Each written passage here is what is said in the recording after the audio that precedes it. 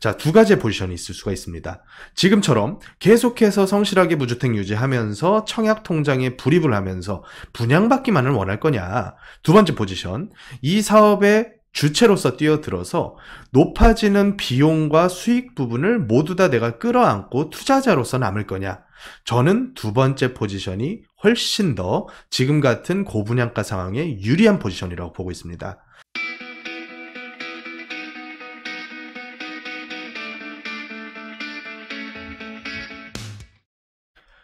안녕하세요. 부동산의 결사 솔로몬입니다. 자, 오늘은 공사비 인상 내용을 다뤄볼 건데요. 오늘 내용 청약통장 가지고 계신 분들 중에서 무주택 유지하시면서 열심히 분양만 노리시는 분들께 아주 크리티컬한 내용이 담겨 있습니다. 자, 이런 분들은 반드시 시청하시고 깊게 한번 고민을 해보실 필요가 있을 것 같아요.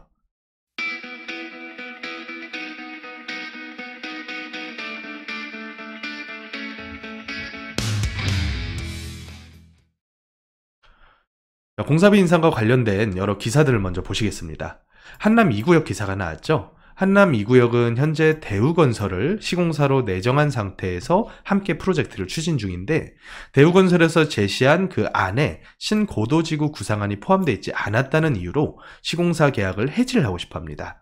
자, 그런데 업계에서는 이런 얘기가 나오고 있다고 하죠. 시공사를 교체하더라도 오히려 조합원의 손해가 더 커진다. 왜 그런 거 하니 봤더니 현재 대우건설과의 계약 금액은 평당 770만 원으로 계약이 되어 있는데, 다른 구역들이 시공사 입찰하는 과정에서 나오는 금액을 보니까 무려 평당 840만 원까지 올라갔더라.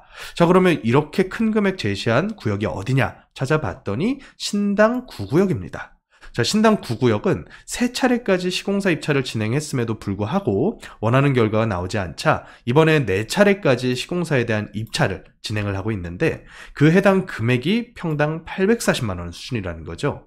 자, 어마어마한 수치입니다. 제가 이 정비사업 B2C 분석을 진행을 처음 시작했을 때 당시에 평당 공사 금액이 얼마였냐면 1군 시공사가 한 500만 원 정도 수준이었고요. 1.5군 정도 수준이 한 450만 원 금액 정도였거든요. 그러면 불과 한 5, 6년 만에 2배 가까이 시공 단가가 올랐다는 거죠. 다른 구역들도 그 상황이 다르지는 않은데요. 부가현 2구역 기사가 또 나왔었죠. 자, 부가현 2구역에서 감정가 2억 5천만 원인 물건을 피를 7억 3천을 얹어주고 샀습니다. 자, 그렇게 됐을 때 나는 한 9억 8천 정도 초기 금액을 들인 꼴인데, 거기다가 나중에 추가 분담금을 조금 내더라도 주변 시세보다는 무지하게 싸게 살 수 있다라는 장점이 있었겠죠. 하지만 문제는 이 추가 분담금은 절대로 확정적인 그런 비용이 아니라는 거죠. 조합사업에 대한 이해가 조금이라도 있으신 분들은 이 조합사업의 시행사가 조합이라는 걸 아실 겁니다.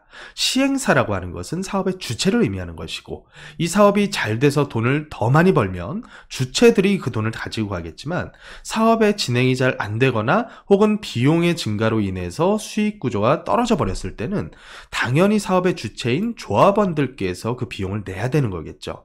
그렇다 보니까 최근에 이 공사비 인상이 상당 부분 추가 분담금 형태로 해서 개별 조합원들에게 전가되는 그런 모습을 보이고 있다는 거죠.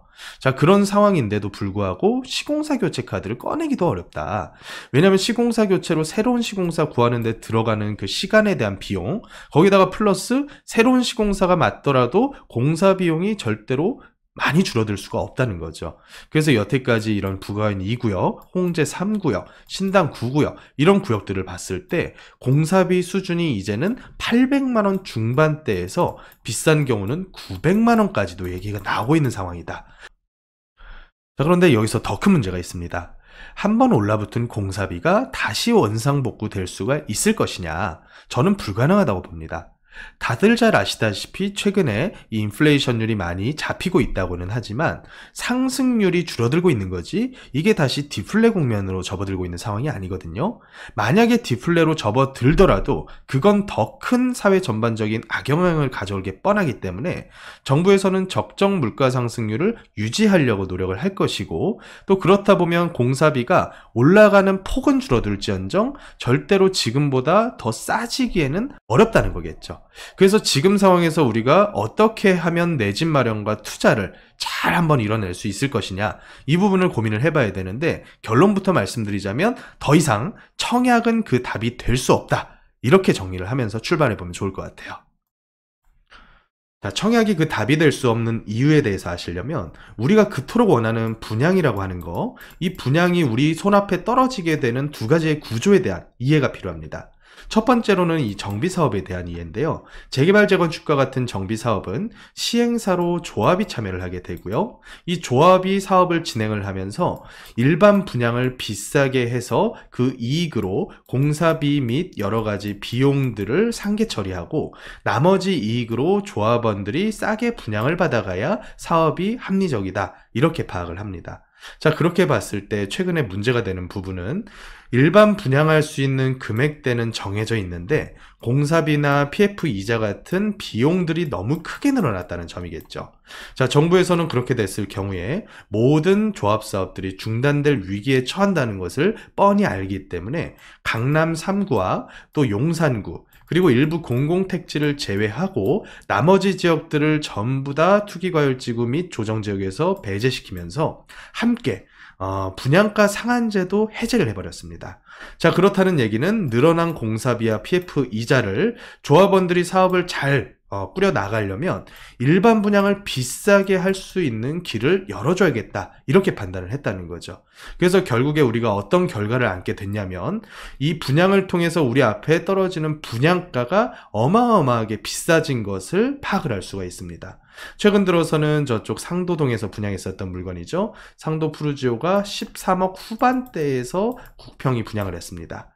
자, 이런 분양가들을 봤을 때 앞으로 나오게 될 정비사업 예정 물량, 우리가 기대하고 있는 물량들이 있죠. 물론 아직까지 이렇게 분양가 상한제에 걸려있는 지역들에서는 아주 매력적인 금액에도 물건이 나올 수가 있겠지만 이 이외의 지역들에서는 앞으로 리미트가 거의 없어진 상황이다. 물론 허그에서 진행하는 분양 보증을 받아야지만 선분양을 할 수 있기 때문에 일부 리미트는 존재를 하겠지만 이 분양 보증 같은 경우에는 주변 인근 단지 분양가 대비해서 몇 퍼센트 정도 이렇게 리미트가 분양가 상한제에 비해서는 좀 약한 측면이 있거든요. 그렇다 보면 앞으로 정비사업을 통해서 우리에게 분양될 수 있는 금액대들은 계속해서 높아질 게 너무 뻔해졌다는 거죠. 그리고 두 번째, 아직까지는 공공택지는 분양가 상한제에 속해 있습니다. 자, 그런데 문제가 있습니다. 공공택지는 이 땅을 누가 조성해서 분양을 하는 거냐면 공공에서 조성을 하는 겁니다. 그래서 우리가 잘 알고 있는 3기 신도시 부지 같은 데들이 이 공공택지에 속할 텐데 최근에 이 3기 신도시들 땅 분양하는 금액대를 보면요, LH가 폭리를 어마어마하게 취한다, 이거를 알 수가 있습니다. 어느 정도 폭리냐면 계양신도시 같은 경우에 개별 토지주들에게 수용하는 그 대가로 보상해주는 금액이 평당 150에서 200만 원을 크게 넘지 않았던 걸로 제가 알고 있거든요. 그런데 이 택지를 얼마의 시중에다가 분양, 입찰을 하냐면 평당 1300에서 1500을 얘기를 합니다. 자, 그러면 이 토지 조성을 해서 무려 10배 튀기기를 해먹는다는 거죠. 그러면 그 공사비 뿐만 아니라 기본적으로 토지에 대한 매입 비용이 굉장히 큰 폭으로 늘어난 데다가 또 추가로 공사비라던가 PF 이자가 함께 늘어나 버렸다는 거죠. 그렇다 보면 아무리 분양가 상한제가 적용됐더라도 이걸 누가 쉽게 접근해서 공사해가지고 비싸게 분양을 할 계획을 짤 수가 있을 것이냐. 그렇다 보니까 이런 기사가 나오고 있는 겁니다. 애써 분양받은, 입찰받은 토지를 오히려 반납하겠다는 기사가 나오고 있다는 거죠. 물론 아직까지 서울 및 수도권 지역에서는 이런 상황들이 별로 벌어지고 있지는 않습니다. 아직까지 서울 수도권은 분양장이 활성화가 되어 있고 적당한 가격에만 분양한다면 그래도 어느 정도 분양이 잘 되고 있는 상황이기 때문이죠. 하지만 지방이라던가 광역시 일부 지역에서는 분양받은 신규 택지에서 내가 적정 수준에서 분양한다고 하더라도 성패를 장담을 할 수가 없는 상황이에요. 그래서 분양성 담보 부족이다, 뭐 이런 얘기가 나오고 있는 거죠. 그래서 결국에는 공공택지에서 분양하는 가격대들도 정부에서 이것을 전부 다 책임져 주지 않으면 사실은 시공사가 입찰 받아놓고 나가 떨어질 수가 있다. 그러면 무슨 꼴 나냐? 지금 현재 중국에서 벌어지고 있는 시공사 줄도산 꼴이 나버리는 겁니다. 그래서 장기적으로 봤을 때 저는 강남 3구 용산뿐만 아니라 공공택지조차 분양가 상한제 전면적으로 손볼 가능성 무지하게 크다. 그래서 분양성 높여주면서 전반적으로 이 건설 투자 부분을 육성을 해야지만 나라 경제가 굴러가기 때문에 어쩔 수 없이 분양가는 공공택지여도 계속 높아지게끔 세팅이 될 것이다, 이렇게 보고 있다는 거죠.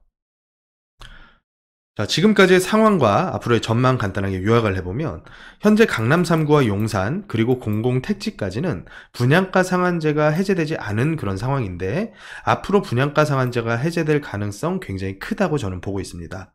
그 이유는 공공택지 같은 경우에도 현재 택지 조성 원가가 무지하게 크게 올라가고 있죠. 이 택지 조성하는 데 들어가는 비용도 무시 못하거든요. 이건 역시도 공사비이기 때문에 함께 올라가게 되면 당연히 시공사들이 받게 되는 토지에 대한 입찰 금액도 높아질 수밖에 없습니다. 자, 그런데 분양가 상한제를 맞춰놨다? 그러면 원가는 높여놓고서 이익은 먹지 말라는 얘기밖에 안 되겠죠? 그러면 어떻게 해서든지 이 분양가 상한제를 손보는 방향으로 갈 수밖에 없는데 그렇게 됐을 때는 분양가 고공행진은 앞으로 계속해서 이어질 수밖에 없다. 그러면 분양가가 고공행진하게 됐을 경우에 우리가 어떤 포지션을 취해야 되느냐, 이게 어떻게 보면 핵심인 거죠. 자, 두 가지의 포지션이 있을 수가 있습니다. 지금처럼 계속해서 성실하게 무주택 유지하면서 청약 통장에 불입을 하면서 분양받기만을 원할 거냐. 두 번째 포지션, 이 사업의 주체로서 뛰어들어서 높아지는 비용과 수익 부분을 모두 다 내가 끌어안고 투자자로서 남을 거냐. 저는 두 번째 포지션이 훨씬 더 지금 같은 고분양가 상황에 유리한 포지션이라고 보고 있습니다. 그 이유는 조합원은 사업비용 증가가 되는 부분을 일반 분양분에게 상당 부분을 전가시킬 수가 있습니다. 즉 고분양가로 일반 분양가를 설정을 하면서 물론 이제 분양성이 따라줘야겠죠. 어느 지역에서 분양하더라도 분양성만 따라준다면 일반 분양받을 사람은 하고도 넘칩니다. 자, 그러면 일반 분양자들에게 비싸게 분양을 하는 게 쉬울 것이냐? 이 역시도 그렇게 쉬운 일은 아닙니다. 이 전반적인 시장 분위기가 받쳐줘야 되고요. 또 상승에 대한 어느 정도의 기대감이 있어야 일반 분양자들이 비싸더라도 청약을 넣어서 분양을 받을 텐데 이런 분위기를 계속해서 유지만 시켜준다면 일반 분양자들에게 사업비용 증가를 할 수가 있습니다.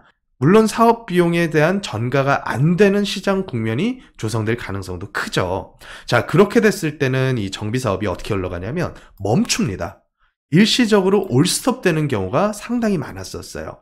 물론 이렇게 올스톱 된 상태에서 조합원 내부적인 갈등이 많아지면 과거 서울시에서 박원순 시장이 그랬던 것처럼 이제 해제를 시켜버리는 경우가 발생할 수도 있겠죠. 하지만 좋은 지역이라고 했을 때, 특히나 비싼 동네 좋은 지역이라고 했을 때는 해제가 되더라도 큰 문제가 안 됩니다. 왜냐하면 해제된 이후에 시간만 흘러준다면 새로운 사업으로 계속해서 재추진을 해왔기 때문이죠.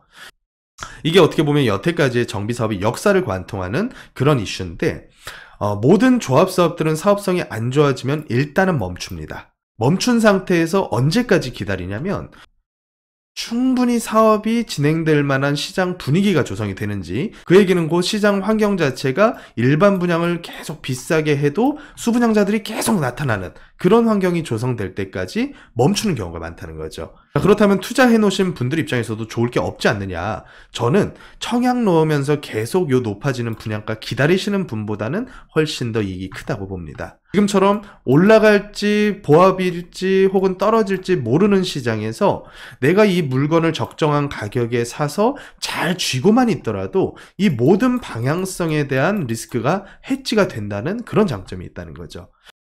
그래서 저는 지금 같은 상황에서는 청약만을 노리면서 계속 무주택을 유지하는 것보다는 충분히 괜찮은 동네라면 조합원으로 참여할 수 있는 방법을 계속 모색해보는 거.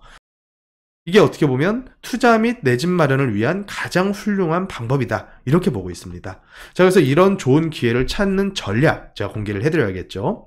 제가 9월 9일 토요일에 있는 세미나에서 이 투자 전략 공개를 해드리고자 하니까요. 고정 댓글 링크를 통해서 예약을 하시건 혹은 전화를 예약을 하시건 사전 예약해 주신 후에 참석을 하시면 저와 함께 훌륭한 투자 전략 짜보실 수 있을 것 같습니다. 지금까지 부동산 해결사 솔로몬이었습니다.